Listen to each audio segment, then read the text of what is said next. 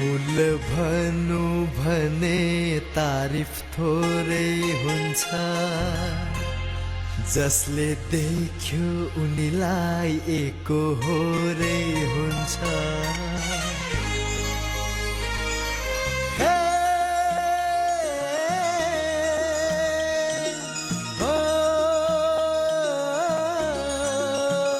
फूल भनु भने तारिफ थोरै हुन्छ, जसले देख्यो उनीलाई एकहोरै हुन्छ।